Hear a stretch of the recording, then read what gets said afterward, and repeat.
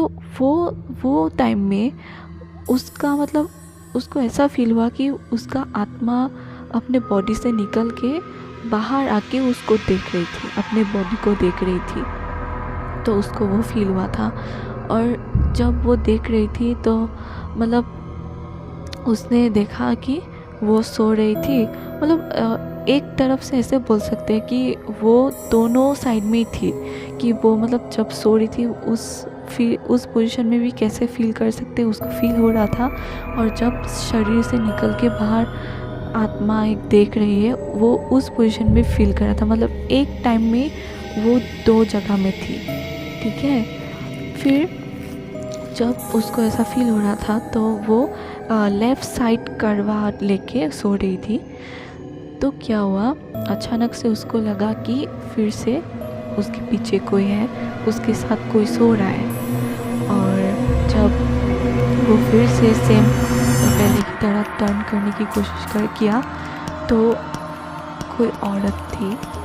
और ये औरत थी, ये बोल पा रही हो क्योंकि जो आत्मा देख रही थी ना, उसका एक पार्ट था, छेड़ी का पार्ट। तो उसने देखा कि एक औरत लेटी हुई है उसके पास, बिल्कुल पास। और जो सोने वाली छेड़ी थी उसको नहीं पता था कौन है, लेकिन कोई है ये तो पता चल गया। फिर वो औरत जो सो रही थी वो छेड़ी के पास आती है और उसके कानों में ज़ोर ज़ोर से सांसें लेती है, बहुत ही ज़ोर ज़ोर से। और इतना जब हुआ तो चेरी का नींद ख़त्म, सब उसके आंखें खोल गए और वो डायरेक्टली उठी। और इमीडिएटली उसने डिसाइड किया कि नहीं, मुझे नहीं सोना है, मुझे और ट्राई भी नहीं करना है, ये मतलब हो गया, इतना मैं नहीं कर सकती। और डायरेक्टली उसने अपने मम्मी को बुलाया।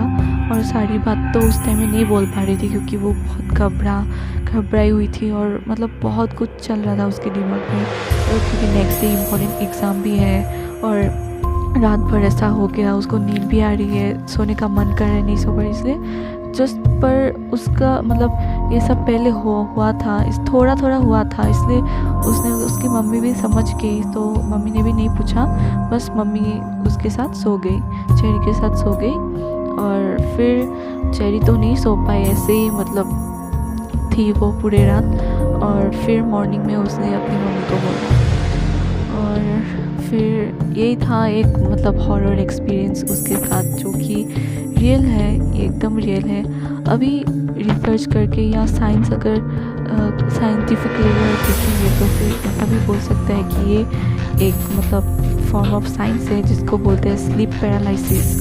पर ये ज़रूरी नहीं है कि ये हमेशा ही होते रहे, क्योंकि उसके ये मतलब सबसे इंटेंस एक्सपीरियंस था, लेकिन उसके पहले भी उसको बहुत बार हुआ था। तो अभी ये तो नहीं बोल सकते, लेकिन चेरी के साथ ही और भी कुछ घटना हुआ जो मैं नेक्स्ट वीडियो में ज़रूर बोलूँगी। तो ये एक्सपीरियंस के लिए वीडियो इतना तक ही था। तो थैंक यू गाइस सुनने के लिए और बाय बाय।